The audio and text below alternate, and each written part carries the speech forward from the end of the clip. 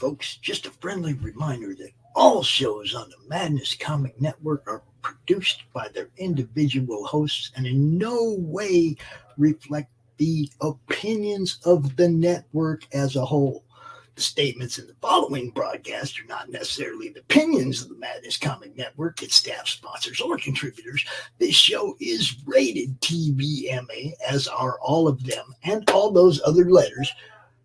Viewer discretion is highly advised, and, just do what Doc says. Read that again. Peace.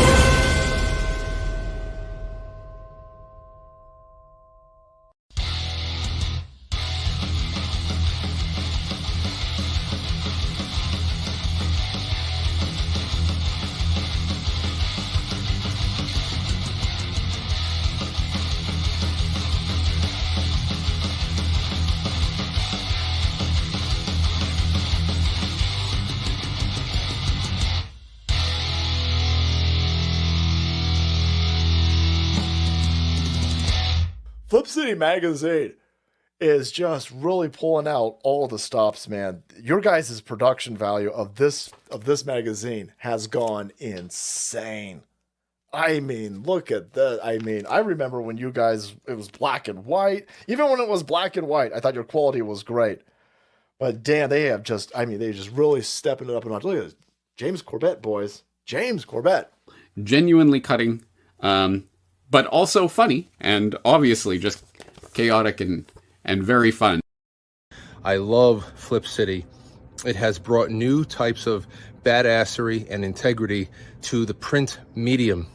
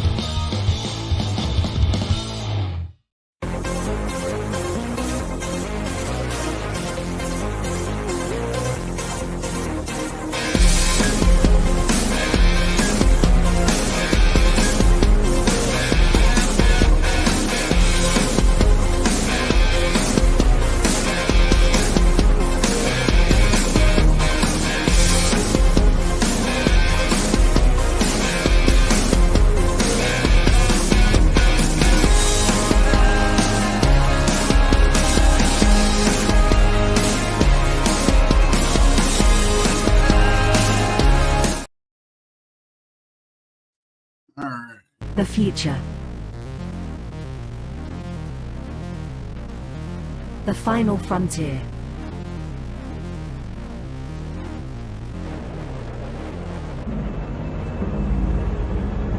It has never been so uncertain as now.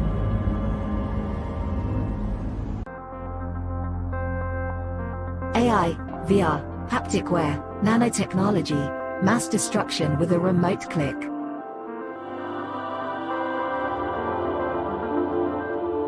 Now we are finally seeing the true potential and dangers of an ever-connected and overly policed hyper-technological world. Have we finally become the architect of our own demise?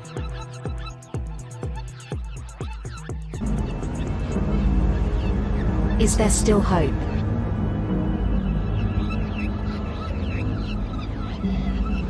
Welcome to the future.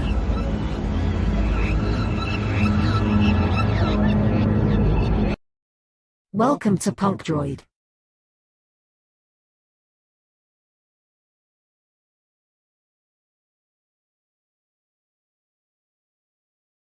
Everybody,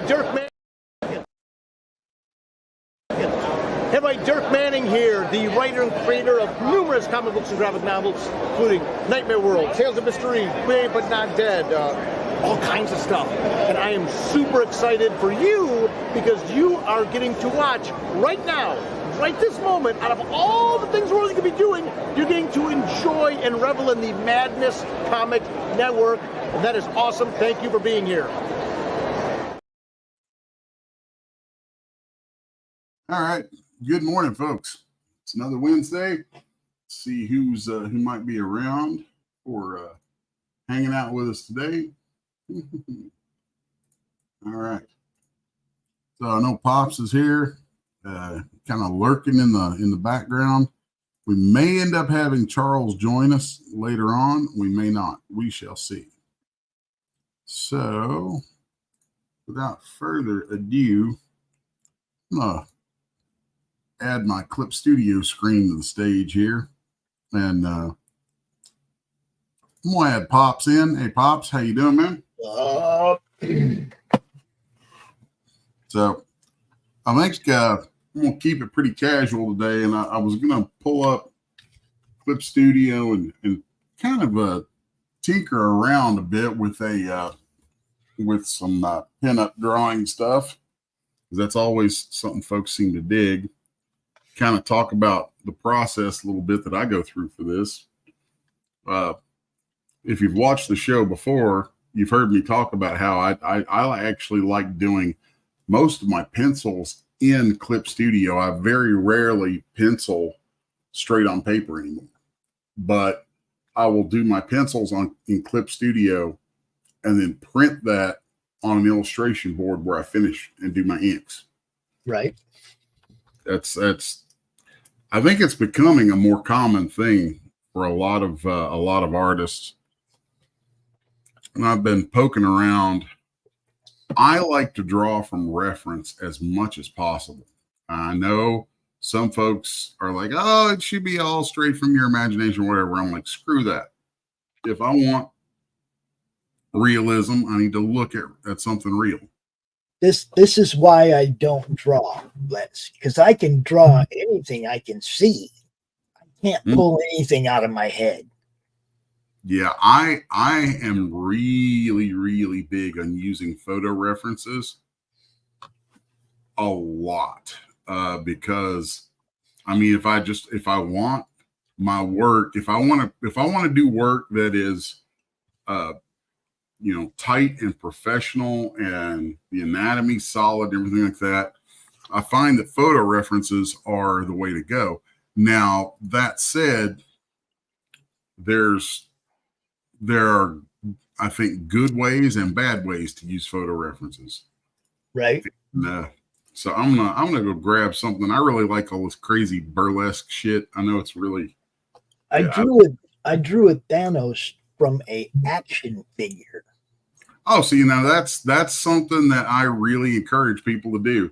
When you've got action figures that have lots of points of articulation, that is so handy. Well, it was kind of stupid because he had like 1 million abs and shit, you know. I mean, we call those Frank Frazetta abs, dude. His abs had abs. Okay, his abs had abs. It's like the only funny joke I ever heard from Jon Stewart was a long time ago. He was ripping on the movie 300, which I love, but he called it the story of that time 300 Spartans and 1,800 abs beat the Persians. Oh my gosh. So, and could you see all these laundry women running up saying, don't move, guys, just flex the muscles. And they start cleaning the laundry and they're like, it's never been so clean, has it? Oh, and this is just great view. That's your fantasy, not mine, Charles. No. So mean. Yes. What I got going on here I've pasted in a photo that I copied from I use Pinterest a lot, just looking, just giving my brain stuff to look at. But what I'm going to do here is we've got this, and I'm just going to turn the opacity down about halfway, and it's just there as a reference. And I think that I am probably only going to really worry with about this much. Can you zoom in? Yeah. So It looks like Marilyn Monroe. some burlesque chick. She real, or is it a computer one? She's real. Mm. So I'm just going to start off with kind of roughly placing where the head would be. And I have a habit of drawing when I'm doing underdrawings. I draw it in that non-photo blue color. I forgot the exact numbers for that color, but so I will start off kind of getting certain things down for like the attitude of the head, and then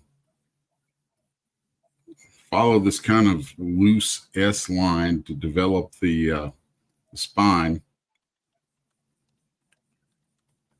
And you'll notice that S line, like if we zoom in, you can see right here, if we go from like her ear down that major muscle in the neck, that you get that S line there. And I'm going to exaggerate that a little bit in mine, of course. So, Yeah, not so loud. let's see. So, I'm going to mute Charles there for a minute. Thank you. Yeah, dude, I think you can mute yourself. When something comes up, you can always hit Hear mute. him after you muted him. That was weird. Yeah. I forgot to hit mute. Well, yeah, I hit mute on the back end and it didn't do it. Yeah, he should be muted right now. He's not. How about now? I'm not hearing anything from him. Now we got it. All right. That was weird. Can't unmute your guest because they chose to mute themselves. All right, that's good. So anyway, I'm just going to kind of roughly work in some major landmarks on a stick figure here. So like you got the shoulders. And this is where like probably 99% of anything I ever draw starts out this way.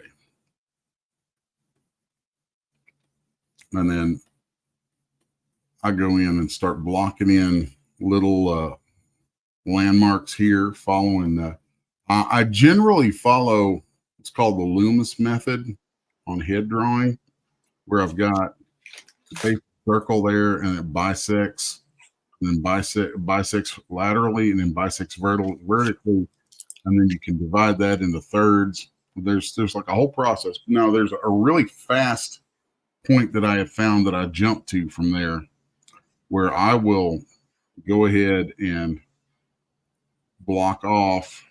Kind of, I tend to block things off in planes. So like there's my forehead, then I'll block off for the brow, and then I'll block off for the crest that comes out forming the cheekbones. And then from there, I can follow that on around and get the rest of what I need. And you can see, especially in an angle like this where it's tilted back a little, these kind of upshots of the head are difficult. So I've found that this particular pattern that I work from tends to work out really, really well for getting that the underside of the chin. It's one of those things I know everybody hates drawing that, because it's always a pain in the ass to get that just right. The thing that I found interesting, especially with animation and different cultural animation, is the Asian skull shape compared to the Euro skull shape, to the Afrocentric skull shape. And it's interesting when you have angles that to us may look very off, especially with Japanese anime, but when you look at a different skull shape, a genetically different skull shape, it actually looks okay and makes sense, but it's jarring when you're actually trying to portray different races. I never really think about that. Yeah, it's interesting because now with anime, I can actually see the caricatured Occidental features with I'm trying to figure out how to, I could see them now as Japanese when they call a character Japanese, even though they don't look Japanese to our eye. And it's just interesting developing that eye to see the cultural understanding on top of it. Well, I think that's definitely a point of cartooning. Mm-hmm.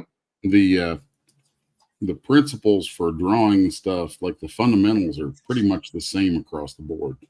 Mm-hmm. Let's see. Here's that. All right. So, and there's certain little things that I have found through the years that just work out really well. There's like a pattern to noses from this angle. It's like, and I'll tend to draw kind of a little circle that acts as like the tip. And then from there, I can sort of envision this bit of a triangle. And then there's little things that you just fill in around that. But once you get those basic forms of the sphere and the wedge combination there at the nose, then it all becomes much, much easier. And that's kind of the big fundamental that I'm always harping on. Like when I'm doing a teaching gig, I'm always harping on that with students, that, it's like you have to practice your fundamentals. You have to practice those basic shapes. Let's see. I heard something go pop. I wonder if somebody put something in here. Let's see. It was just Charles coming back here. Okay. So,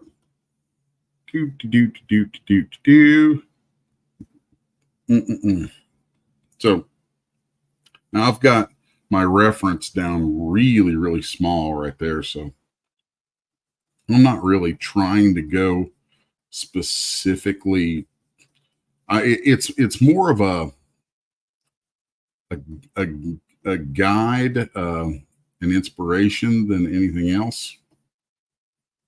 So I don't like that shape on the hair.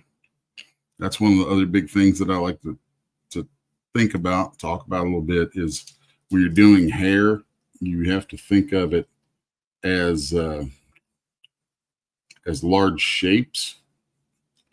A lot of people get bogged down and want to think about, oh my God, it's all these tiny hairs. Oh, it's all these little bitty things. And that is exactly the wrong thing to think about. You need to think about it in terms of the shapes and volumes that the hair makes. So like here, I can see, she's got sort of this whole sort of thing going on there. If you can see it, let me zoom in there a little bit. You can see I've kind of highlighted it here. So zoom back out and kind of translate some of that just to some rough scribbles that are meant to help develop the volume. Okay. I know she had a part going right here, so I'm going to give myself a little bit of a guideline for that. And in your opinion, learning the formula method, which is what you're teaching, how long do you think a person could take with practicing until they can become proficient, in your opinion? I don't like to think of the stuff in those terms, because it all just depends on so many factors, that to say, oh, in this many steps or this much time you could do this too, is misleading, extremely misleading, because not everyone's going to have the same proficiency for it. Not everyone's going to put in the same I guess the same attention to it in learning it. So yeah, I think it's always a mistake to try and think about things in those kind of terms. It's like it's when someone asked me, is like, how long does it take to get to where you can draw like that? I'm like, it takes however long it takes. And that's the only truthful answer, is that it takes however long it takes. And any artist worth a damn probably thinks they suck. And I mean, I've been at it for 32 years professionally, and there are things that I stumble onto now just from time to time where I'm like, oh my God, like I'll do something. I mean, just the other day I was doing a painting for a client, and I did something in it with using different shades to build. I'm about to get into some artistic weeds there. Anyway, I pulled off a technique. You like the weeds. I pulled off a technique that I sat back and looked at it and went, huh, all these years, and I just now got it. Just now got that. And this is kind of a thing that I think is important, is to be very conscious of when those moments happen, and then do yourself the favor of setting time aside right after that. Like if you do something like that, you go ahead and finish the piece, you finish the gig, and then you set aside time right after to go back and study that and really instantiate that into your thinking, because that's what takes, that's what turns it from being a lucky moment into a skill. It's like you have to watch for those lucky moments, because they happen and they're important. But the lucky moment is your opportunity to reinforce something that you're learning. Let's see here. When you were developing your art, what was one of your aha moments when you realized, oh my gosh, I can do this? Or did it just flow? Or did you learn how to see? What were some of your tools that you developed? Well, probably the biggest thing was when I was about 19, I ended up meeting Jo Quesada. I like that little snarl she's got going on there. I ended up meeting Jo Quesada, and this was at a time when he wasn't very, like he was up and coming for sure. And he had done some higher profile projects, but he still wasn't the name that he is now. And, but he was getting the work that would make him that name. And Joe was very helpful to me in that, I think I was 19 at the time and really didn't have, I had like no formal training as an artist. Wasn't really interested in formal training as an artist, actually. At the time when I met Joe, I had just dropped out of college, which was probably one of the smartest decisions I ever made, because I'm not a big fan of college. But I had just dropped out of college and was trying my hand at getting into comics.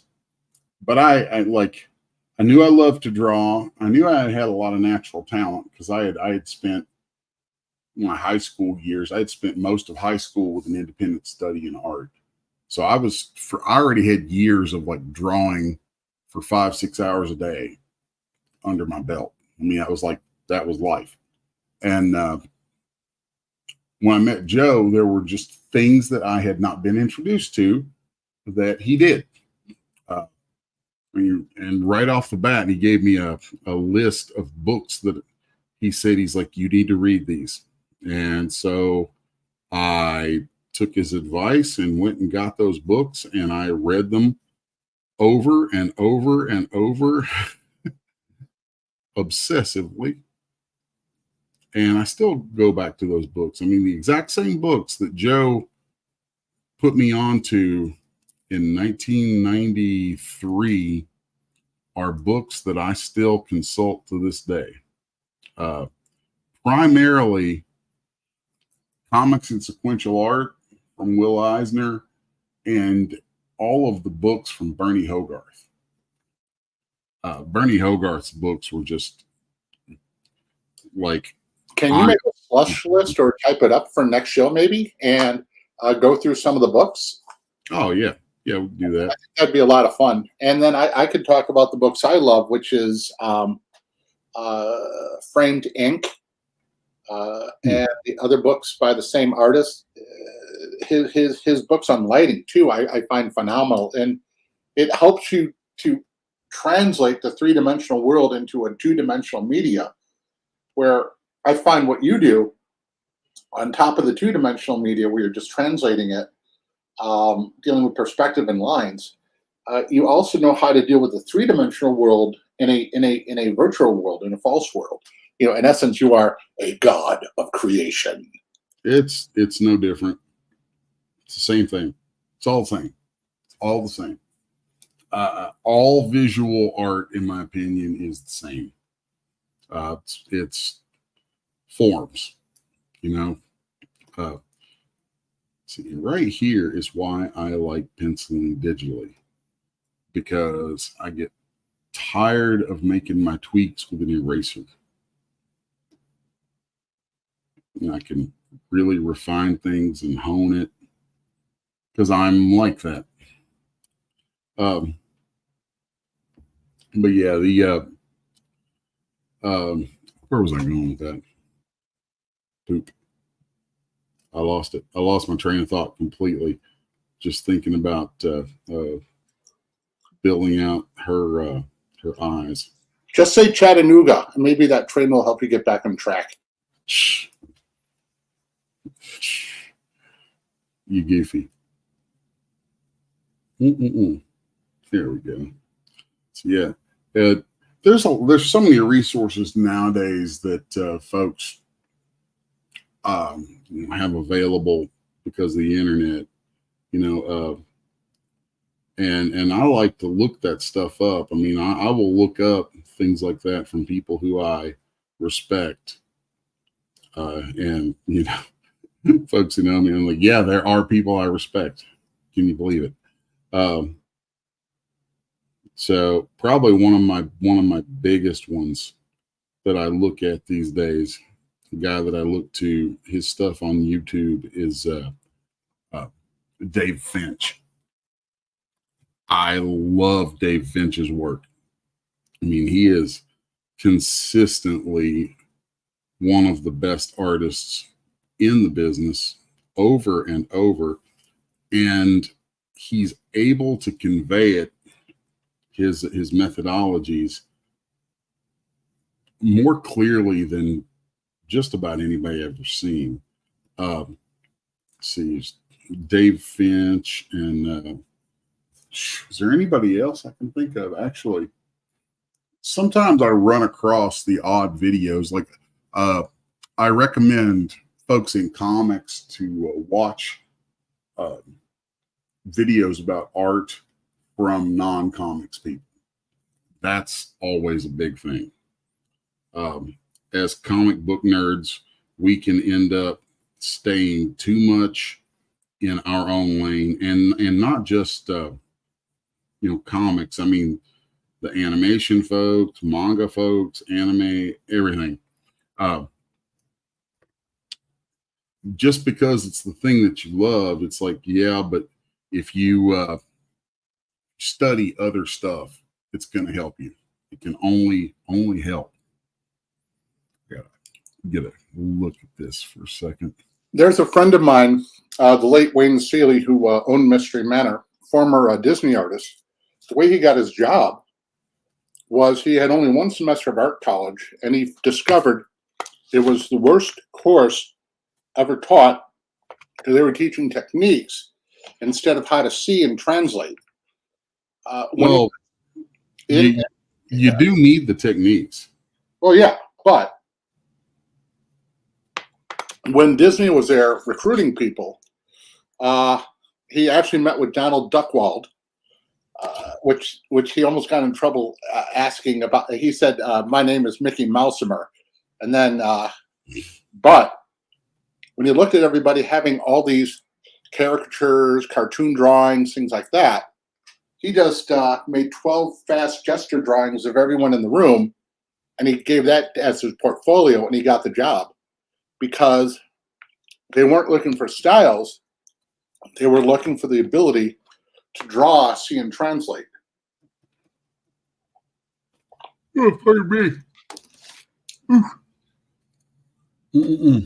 I can see that. Like, here's something that I find really telling. Thinking about the forms on the face. I've seen so many people who want to draw teeth, and they'll get in there and they'll think about the teeth. And this is a good example of a common problem across lots of areas. Is they'll think about the teeth, or like I was saying earlier, they'll think about the hair, and the language we use for things colors how we approach them. What I mean by that is, you take something like the word teeth, okay? It's plural for tooth. Well, that word is a container for multiple things, multiple different kinds of teeth.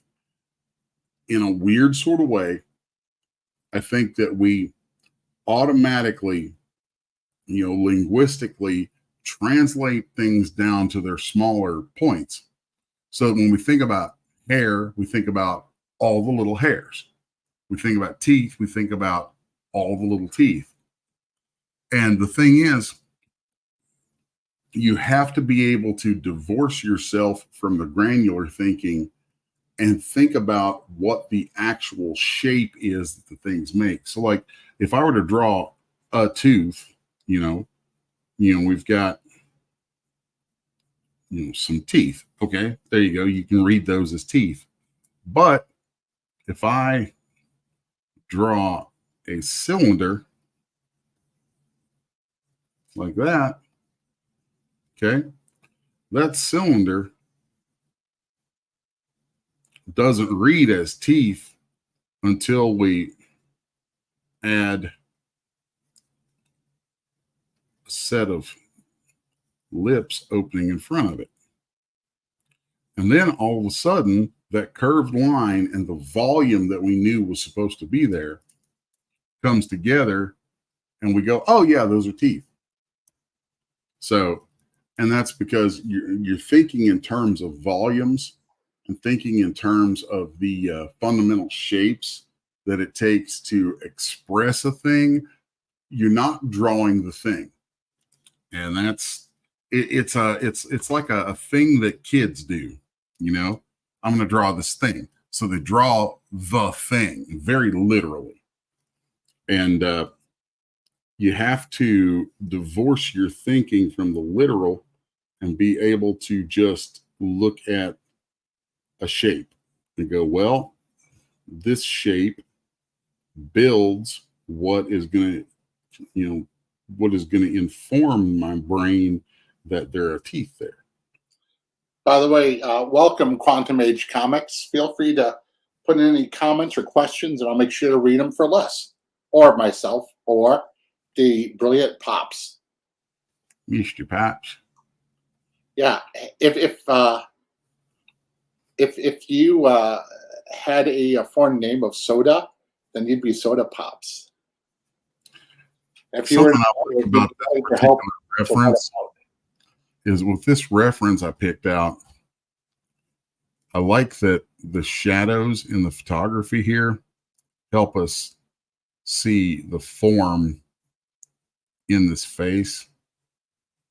So, I mean, like right there, we can take that and translate that. Boom, boom, boom, boom, boom, boom, boom, like that. Now, why didn't you translate the photo into a black and white to allow the shading to be more punchier contrast, or black and white and then a blue line? I've intentionally got it cranked down. Okay. Because I'm not looking to reproduce. Right. I'm just looking at it as a reference. Okay. So, yeah, that's all that is. Now, when I do my stuff, it's okay if I show a couple of things. I'll have to get it ready, but that's fine. Yeah.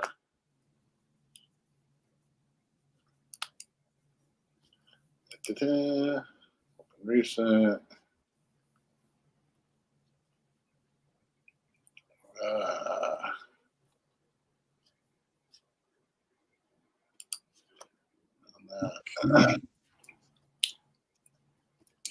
So with the way you've learned how to see, you can also figure out where the lighting camera would be also.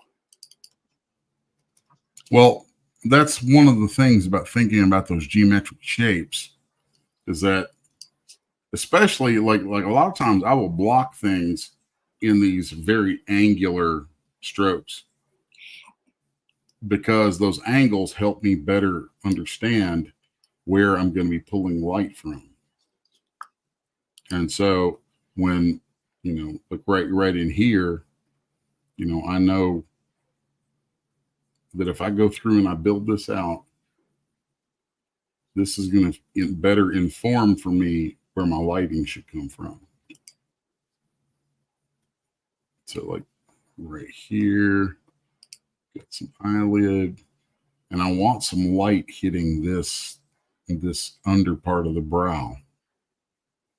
And then because there's light hitting the nose here, light hitting this under part of the brow, light hitting right here.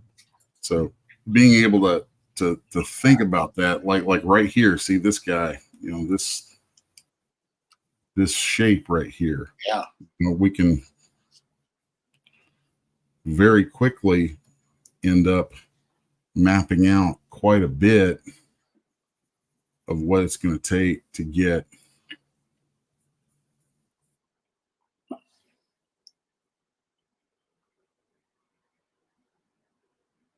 That's impressive. May I present?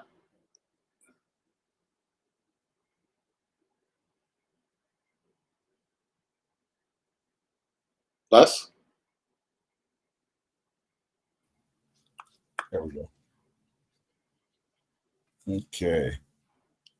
You have to go down on your screen where it says present.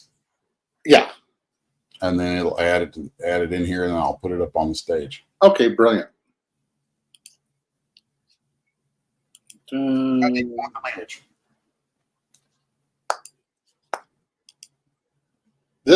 you see it? Yep. There we go. Yeah, so that was my original. And then for inking, I basically used it as an underdrawing with my buddy Marco. And let me just switch it up.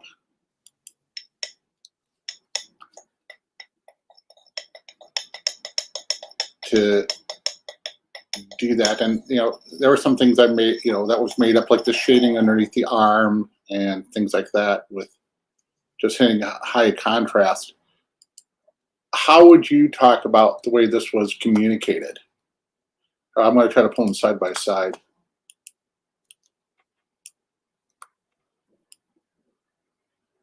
Oh, it reminds me of something Neil Adams used to do. Okay. he would collage together sometimes photos and things, and then lightbox them. Lightbox. It's one of those things that with folks talking a lot about AI and stuff lately, a lot of folks are like, "Oh, this is fake. This is blah blah blah blah blah." Which, you know, AI is not the point, but it's led into a broader conversation where people are like, "Oh, so and so light boxes, or so and so does this, or so and so does that," and I'm like, you know, there's a place for all of these different techniques. There's a place for all of these different methods. Agreed. You know, something that was for the alley in Chicago, right? Yeah. So, you know, for something like that, that's a very commercial piece of artwork. Give it hell, man. That's definitely the way to go with something like that. It's hard without actually seeing the process of inking going into it. You know, there's a lot. I mean, there's it is what it is.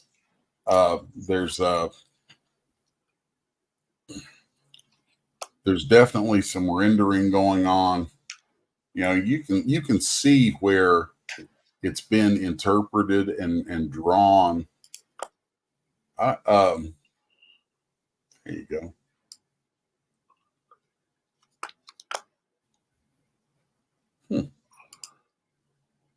You know, and you can see that it's not like an exact thing, so that's kind of cool. But I do like the rendering of the metal. That's actually something that is very easy to overdo or underdo. So It's fun, and you know, thinking about, are we going to go nuts with drawing all the mannequins in the windows? And we thought, no. Why don't we just make it simple, black them out? You know, yeah, more haunting. Yeah, for commercial art stuff like that, that works out well. Yeah, and it's going to become a T-shirt. The only thing I need to do is darken the moon a little bit so that will pop more, and then I'll be done with the piece. And the client wants a small gargoyle on the upper building also. Apparently, the Department of Growth is working on a film of the alley, and they're calling it Department of Punk. Enter the Alley is the title of the film.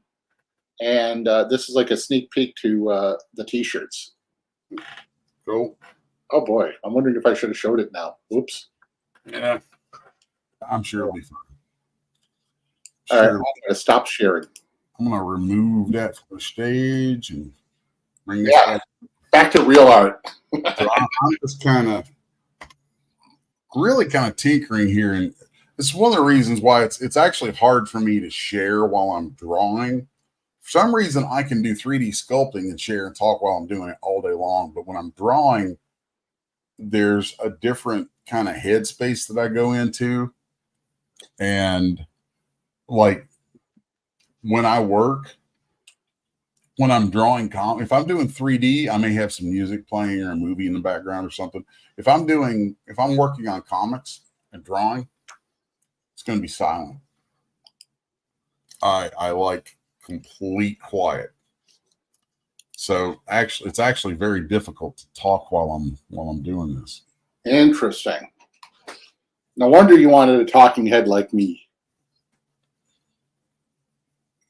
There's something I like doing as I'm sketching stuff out is you'll see instead of trying to draw curved surfaces, I'll think of the curve and then think of the outermost bend in it, drop a line, then drop another line, square it off, and then square it off some more, and then work my way down to the actual curve.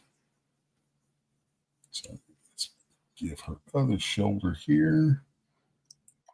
Let's see, I'll give her a little bit of a bump from that shoulder. And taking the arm up, I'm going to deviate from the reference by pulling this arm into about here. Let's see. And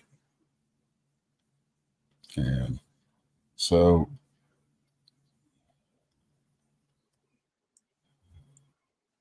And I like using this. I heard in videos a long time ago, Todd McFarlane referred to this as the peanut shape. And he used to do this all the times. He would use this kind of peanut shape that's really just a pair of S curves, but he would end up building things off of the peanut shape. So like this hand right here, boom, boom. And he would end up building a peanut shape out of that, which I think is a really weird way to think about it. So, but I take stuff that I've heard from all kinds of people and just put it together.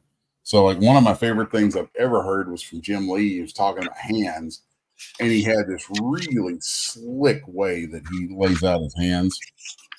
So once he's got a forearm down, he'll go 1, 2, 3, 4, 5. And it makes so much sense. 1, 2, 3, 4, 5. Because when you think about it, if you bisect that, then from there you're going to get the crease in the palm, and you can kind of fluff out that volume right there, and you get a perfect place to build a thumb off of. And then if you bisect this again, you get the other crease there in the palm. And then I'm going to change it, go to a line right here, just because I want a little bit more of an angle to it. But this is very much still reflecting the wedge shape that I would teach with. But 1, 2, 3, 4. I would teach spatula, egg, cylinders, and bullets.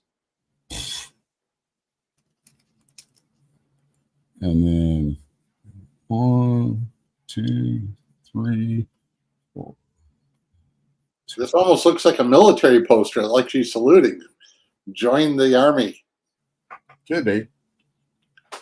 It'd make a good female Freddy Krueger. Put some big claws coming off there. Oh, that too. So let's throw some shapes in here. This is something I'm just kind of spitballing. Doesn't really have a real story to it right off. So, well, regardless, she's beautiful. I always like the burlesque chicks. Mm-hmm. There's some good volume to them, and they're aesthetically pleasing.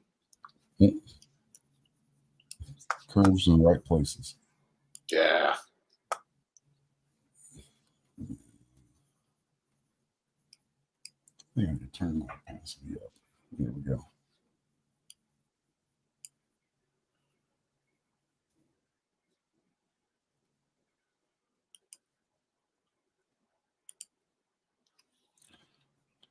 It's funny because forever and a day, I drew fingers thinking about them in terms of 3 joints. Yeah. But most of the time, it's like a pair of planes. 1, 2, and then you can just whoop, whoop. Huh. That third joint actually doesn't move near as much as we think it does. And if you stop thinking about what's literally there and start thinking about just the planes that are created, then it changes the way you'll do it. If you look at a lot of great comic book artists, some of them are really unabashed about it in the way they draw hands. You'll see, like a lot of times we fixate on the big, beautiful art from people, the big full pages and the grand looking shots. But if you want to learn something about an artist you really like, go find a panel that's a smaller panel and shows something from a distance, shows a character from a distance, where all they've got to work with is a handful of little lines. That will tell you a lot about an artist.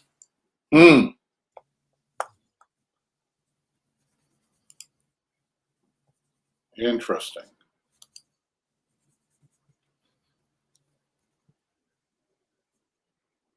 All right.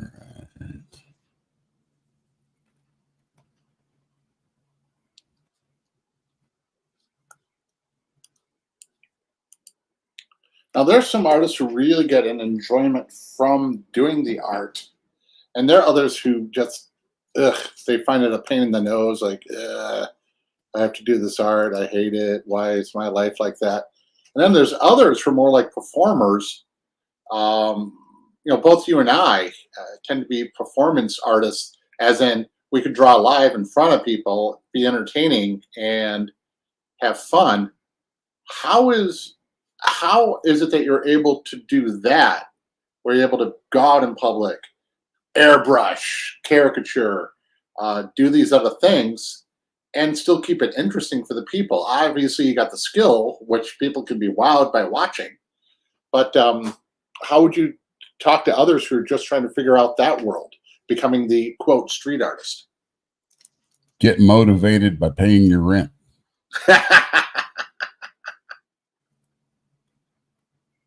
No joke. I mean, there's motivation in paying your rent, man. It's like, what do you want to do? Do you want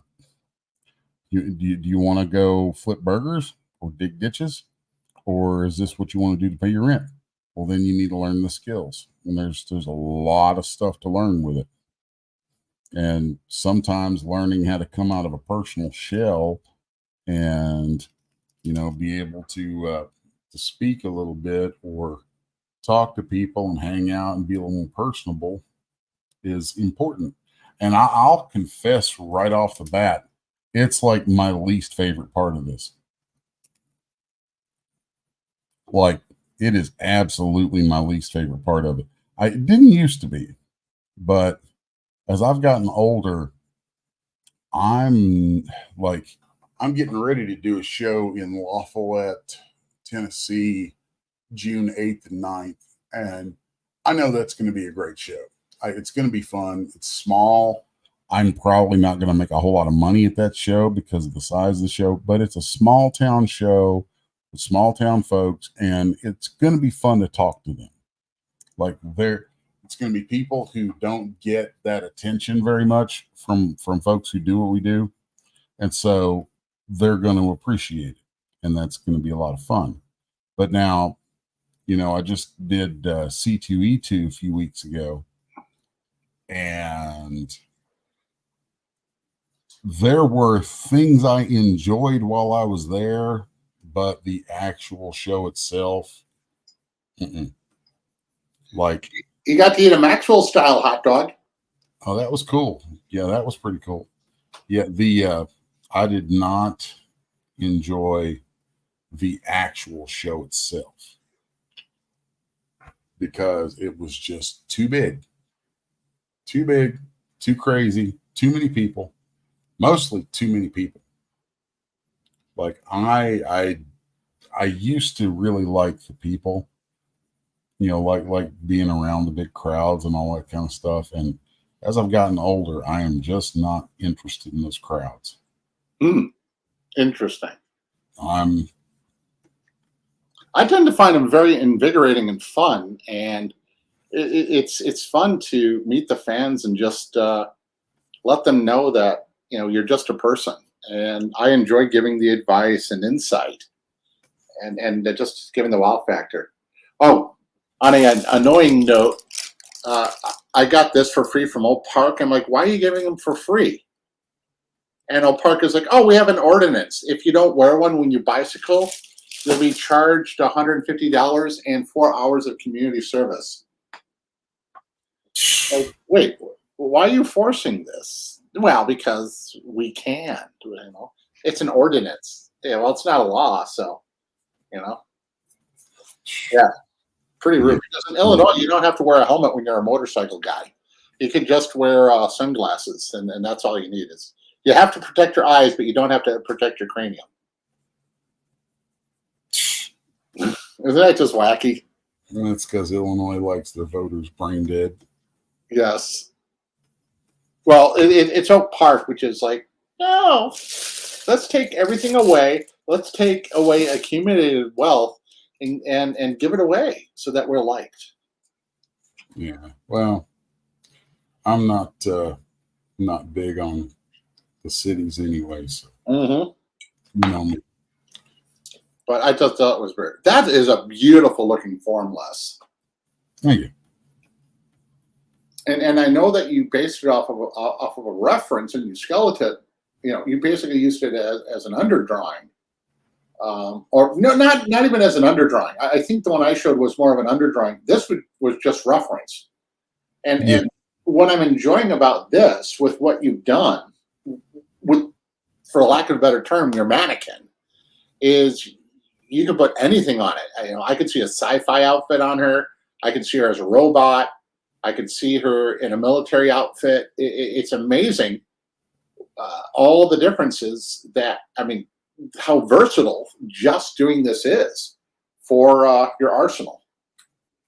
I mean, that's the fundamentals, man. It's like you start from the bottom and work your way up. I think I was also very influenced by, like, my dad was a mechanic, among other things, and he had a shop that he worked out of, and there were always these calendars up. Like, he had calendars hanging up going back to the, like, 1960s. Oh man. And there was like lots of these calendars from back when, like, if they did pinup chicks, if they wanted pinups of a chick in there, it was painting. Yeah. And that's amazing. So I grew up seeing a lot of this, like Humberto Vargas was one of the great painters who did that stuff, and really loved that stuff and paid quite a bit of attention to it. So, you know, that's something that comes out in some of the things. There's actually a lot more work I'm starting to do these days where I'm letting that show. I kind of kept that interest tucked away for a long time because I didn't want to be, I felt like a lot of the stuff done with that gets exploitive, and I understand the desire not to do that, but at the same time I'm like, yeah, you know, I dig hot chicks, lots of chicks dig hot chicks, so nothing wrong with with cutting loose on it, and it's actually been very very nice to do that.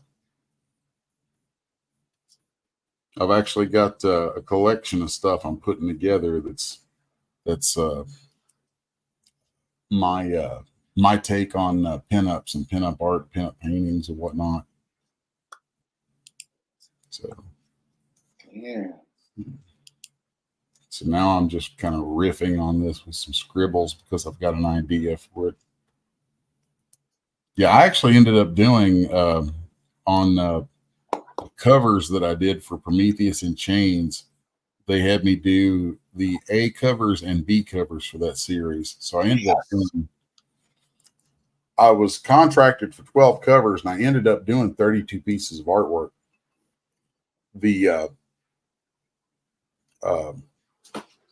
B covers were all done as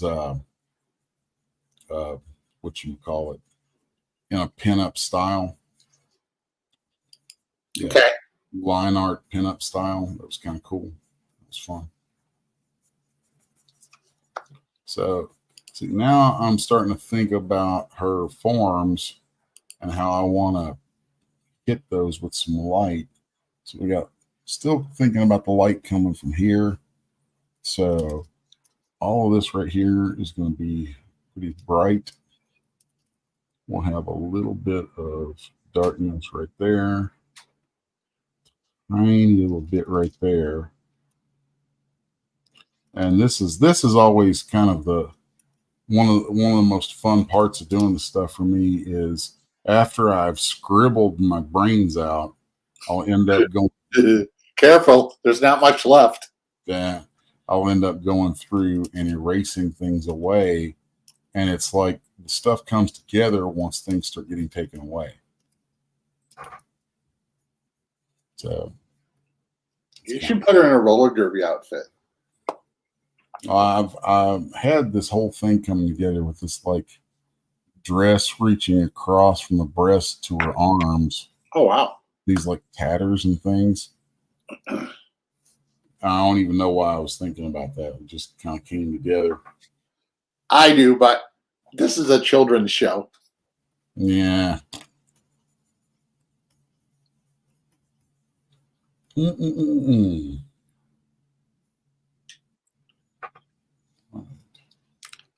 Let's see here.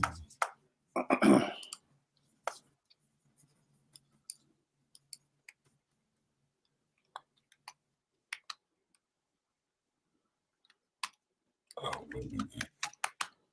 This might be an opportunity for something here.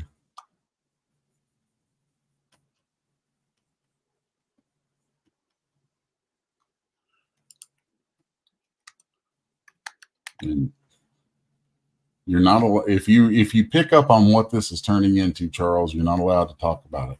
No, sir. And just That's why I've been very quiet, sir. Just by saying that, you know what it is now. Yes, sir. So there's a little project I'm working on for those who are listening. Yeah. That's the problem with being intelligent. This got me thinking about. So she's a cool pinup girl, though.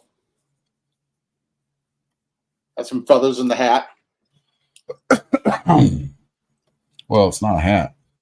I know. I'm goofing around. Can work that You're out. a bird girl. Boom. Light.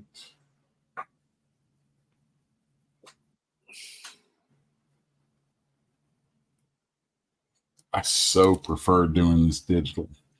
I can just imagine right now. I mean, I've been for the Reign of Dracula Kickstarter. I had sketches to do for the backers of that. I got like 50 some sketches to knock out, which I've only got. I think I got about 15 left, and that's all traditional, which is fine. Nothing wrong with it, and it's been fun. But while I was working on it, I'm like, well, this is kind of cool. We'll get back to some traditional technique and all that, working on boards and whatever. But now that I'm back at the house and on the computer, I'm just like, thank God. I'll be glad when I finally get a drawing tablet myself. I've been using the iPad a little bit with some cross-lateral. See, right there. I work out all those forms in anatomy. Yeah. And as soon as I erase 90% of it, that's when it looks right. Yeah. But if I didn't put those there to begin with, it would never have worked. You should be a wonky chicken instead of a nice hot girl. Oh, speaking of chickens, how are your chickens doing? Oh, my birds are good. Old Red is she is spitting them eggs out every day, man. She's a real producer. Damn, you finally got the egg thing working. Yep. She finally decided to quit holding out on me. So yeah, I gotta try those real fresh eggs. Now, do you have to have a rooster with the eggs, or do they just come out automatically? You only have to have a rooster if you want more chickens. Oh, so they come out automatically. Pretty much. That's weird. That's almost like a cat going to heat every 2 weeks. You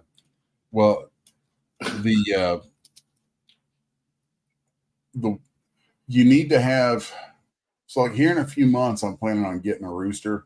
Okay. Yeah. The new chicks that I have out there, they won't,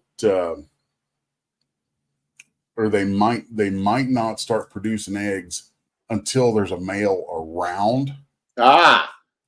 But once they start, like sometimes it takes the presence of a male to get them kind of jump started get them to start dropping them eggs. And but once they start dropping the eggs, man, the eggs will flow. So no wonder that all these women want you to come around their clubs for a day and then walk away because all the eggs will drop. Egg dropping. I used to pick on the daughters when we would go to the movies, because I remember when we went to see Civil War, and there's a moment in that when Chris Evans was Captain America, he's like got one hand holding onto the edge of a building, the other's holding onto the rail of a helicopter, and it pulls away, and it's just this perfect shot of his physique. And it's like, kudos to you, dude. You worked your ass off for that. But when that shot happens and there's this prolonged shot, I glance over and I've got two teenage girls there who I'm like, I just looked at one of them, I was like, calm down. And she's like, what? I was like, I can hear your eggs dropping. Damn. Oh my God. It's terrible. Oh my God. That's probably why they hate me. I when we saw the Deadpool movie, sometimes you bring your kids to a movie and you're like, yay. And other times you're like, oh my God, what did I do? And so I brought him to the Deadpool movie, not, okay, it's a rated R, la-di-da. And the first thing, my daughter was like, I want to sit by myself. So I'm like, okay. So she sat by herself, and because of her height and stuff, she looked a little older. Then I noticed there was a guy sitting next to her all of a sudden. And I said, then I just turned back to Ashley. I said, hey, Ashley. She looks back at me innocently. Oh, yeah. I says, what do you want to do for your 11th birthday? Oh, well. And then the guy looked, and he just nodded to me, and he just walked away very quickly. But then after the end of the movie, my children looked at me and said, you're a bad father, but a good dad. That movie was, we should not have seen that movie, but we're glad we saw it. Dude, my kids grew up watching Hellraiser. Oh, yeah. Oh, my God. Did you ever see, or did you ever play Cards Against Humanity? Yep. Yeah. Years ago, again, my daughter was like 12, and, Samuel wasn't into conventions, but we're at a convention, and they're talking about Cards Against Humanity. I'm like, oh, yeah, I'll bring my, I'll bring my daughter in. And they were like, you might not want to. And I was like, no big deal. Then Ashley got distracted by something and said, I want to watch this cartoon movie. I played it, and I'm like, oh, my God, I'm glad I didn't bring her. Years later, my daughter says to me, Dad, remember Cards Against Humanity? Because, yeah, I finally played it, and she's in college now. That's a case when you were a good father, bad dad. Thank you for not letting me play it. It was my kids who introduced me to Cards Against Humanity. Oh, wait, your kid? My kids introduced me to it. Oh, my God, that's hysterical. Oh, yeah. That was a hint. Well, I am looking at the time because I've been on here kind of. You've been here for an hour. Yeah, we've been here for an hour. I've been messing with this. And see, something like this usually takes me about 10 minutes. Yeah. But if I'm talking, it goes incredibly slow. Hey, welcome to the speed of normal people. It sucks. Yeah, I agree. But look at that. Damn, saucy. That just looks cool. That looks like a cover with the old icon for the thing that would be the Initia for the company. Like the Silver Phoenix logo or the Sixes logo. And then she might be saying something like, are you ready for the spatula? I was thinking about making it a zombie chick. Oh, man. Imagine octopus tentacles for her lower half, so she's an aquatic creature. I like the thing with the dress. Yeah. And then Boom, boom, boom. Something right there. The room. Something tells me she smells overly ripe. And it's not that time either. It's a permanent ugh. Here's something I kind of dig on a tight dress. I always love the look of like a tight dress on a chick who has just a touch of a little tummy. Oh boy.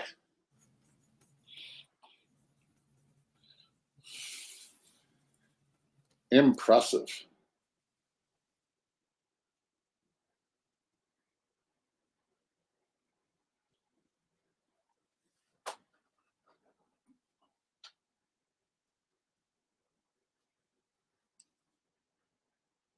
Dun, dun, dun, dun, dun, dun, dun, dun.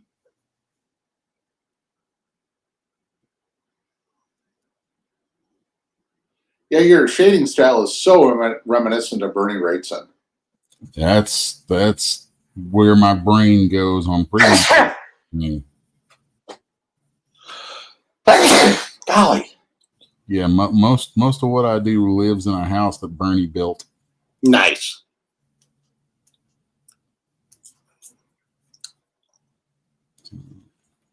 Give her a little Yeah, imagine a world where the zombies are as intelligent as us. You mean like Washington, D.C.? Wait, they're not as intelligent as us. Yeah. I mean, the DC one was kind of interesting. The Z Corps or something like that, where they would bring back people, resurrect them, and they could only eat a certain slop. But I was just having fun thinking of different reasons for it. For my board game Outer Planet Panic, there's a zombie race, but the reason for their existence was a military weapon with nanites on biological nanites on adapt the body for deep space.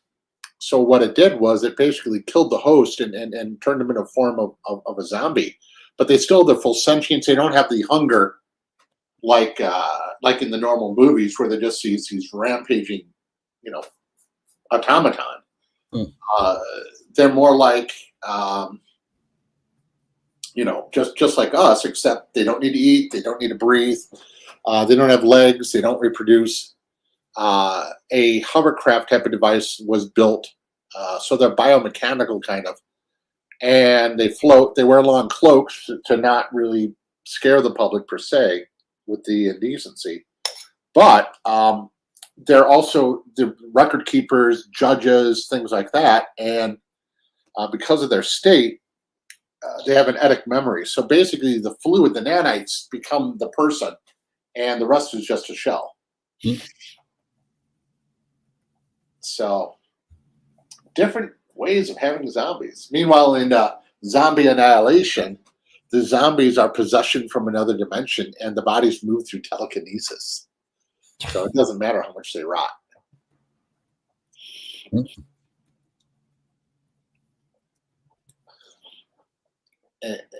God, that's see things like this just cheer up your day when you're watching. So right here is one of the other things that I really like about working digital for pencils is that normally, like I started off and you see all these thin little wispy lines. Normally, I don't draw that way.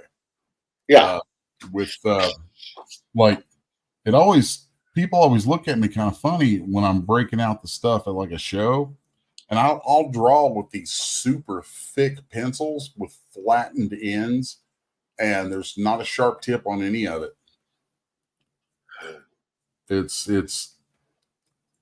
I'm the only person I know who does it. Yeah.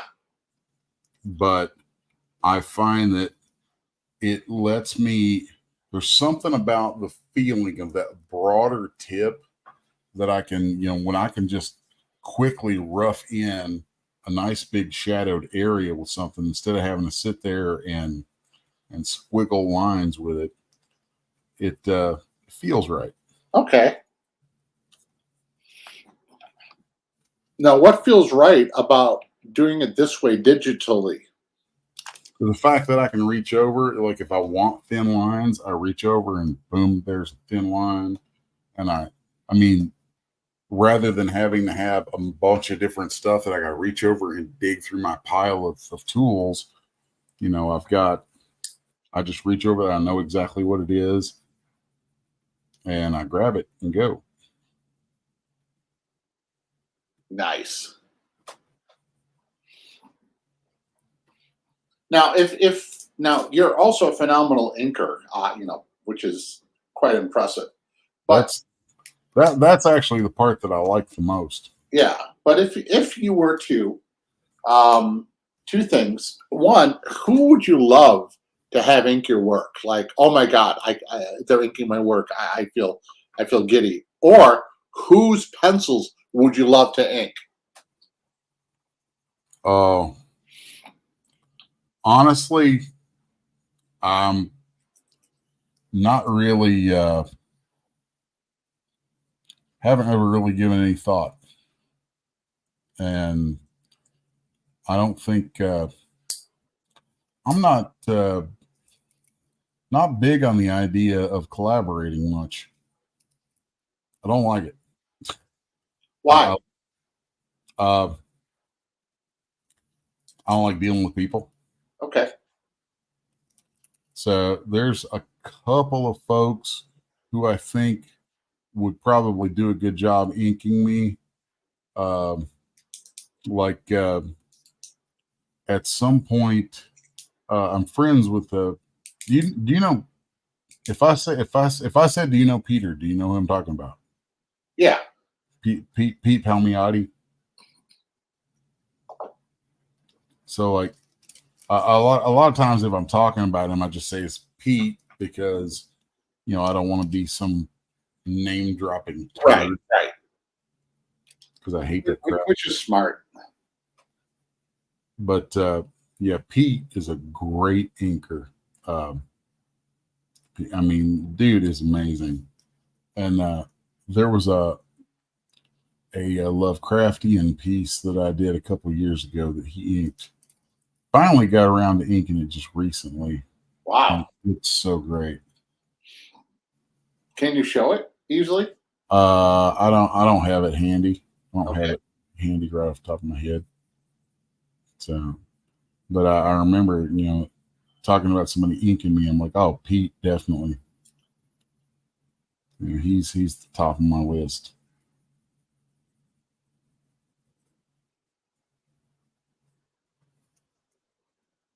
I love the way stuff ends up when you start to get all the shadows and stuff in, all the dark spots added in.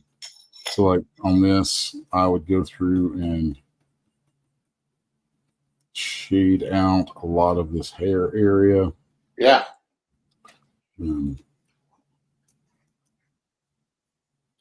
So that's gone away. There, get some shadows here. Digging it.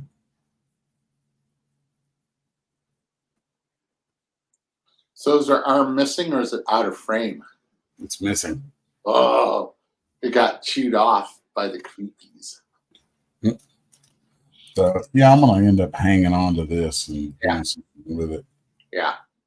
That's gonna be a cool piece. So a lot of times when I'm working on a comic, my pencils, if you were to see my raw pencils, they actually look a lot like this, these big, almost watercolory looking strokes. Yeah.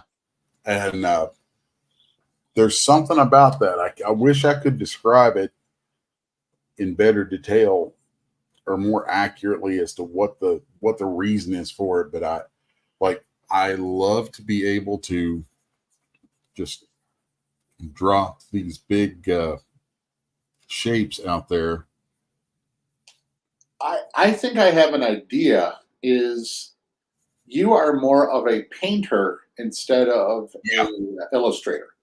And with having the blunt pencils, it's more similar to the restrictions of a paint brush as compared to a mechanical pencil, for example. Yeah. You know, mechanical pencil is a must for animation and you know, and cartooning. You could go both ways, but truthfully, I'm a cartoonist, and that I openly admit, which is a different way of approaching, different way of thinking, and I could be quite a humorist, where you have this piece looks like it's the beginning of a painting. Yeah. And I've always done that, where I've classified people as illustrators or painters, and you are able to do both, but your true style is a painter. And I think that's why things also lend so well with your 3D artwork. Yeah. I mean, everything is very structural in how I think about it. Yeah. I mean, like right here, I'm just taking these shapes. And once I've got these shapes kind of blotted down there, I can think about, what really is going on in them. And it's kind of funky, because I'll end up just picking little places out. And sometimes when I'm talking about, I'll say I'm carving out light. Right. Or are you carving out darkness because your piece is light? No. Like boom, boom, boom, boom. I'm carving out darkness. And then this should work. That's gonna fill the whole page. Stop. Yeah. Let's turn that all the way up. See if that's there. We go. Yeah. Next time I'm over, I'm really looking forward to learning how to conquer Clip Studio. The Clip Studio is the shit, man. Oh yeah, because once I get that going, I think that will help improve me 1,000-fold. Oh, let's see. And that's the other thing I enjoy about digital is you're able to take more risks. Sort of, yeah. Yeah, because with regular paper, you get the strokes down or this down or that down, and if you want to change it, you're not happy with it. It could be frustrating. With there's a couple different ways to look at it. See, on the one hand, like if you're watching me work digital, you notice like I hardly ever hit the undo button. I hardly ever hit undo. I hardly ever hit delete. Yeah. I just keep rifling through. Yeah. And that's very much from, all the time working on paper. Right. I think is good because, and I tell people it's like on paper, don't erase. Draw very lightly, don't erase. Yeah. Keep those lines there. And if you're gonna, if it's gonna get inked, erase after you ink it. Don't erase it till the end. Correct. There's sketchbooks are for doodling, are for studying. Right. Illustration boards. Then there's a point that I'm about to make is have yourself a mental boundary. Foundry? You said boundary or foundry? Boundary. So that there are places where you're free to scribble and doodle and study and play and do all that stuff. And then there are places when it's game on. And when it's game on, you do the damn thing. Right. Do it. It's like, okay, here's this, we're doing it, and now it's done, gone. Yeah. So it's hard to quantify, but there's a way that I look at drawing and doing this stuff that's extremely heavily informed by the years doing airbrush t-shirts and stuff. Because if you're doing or doing cartooning and caricatures at carnivals and things, because when you're doing that kind of stuff live, there is no great, cool, I'll get it to you next week. There is no getting to go back and polish and tweak and tweak and tweak. When you're doing stuff live, it's like, okay, you're on. get it done. Yeah. Get it done quick, get it done good, and actually try to at least be personable, if not entertaining, while you're doing it. And doing that will, if you do enough of that sort of thing, it will increase your production speed exponentially. Wow. So that's kind of a big thing for me, because I've built my career on being fast. Oh yeah, especially with good-looking women. So, got to be quick. Yep. So, speaking of being quick, yep. We get Pops in here and say, that brings us to a close for another. Now play some commercials and say adieu. So, Mr. Pops, you want to take us out, brother? Do I have to come in to do that, or can I just do it from the backstage? You can just poke it from behind, son. Damn, I'm wearing a chastity belt for that one.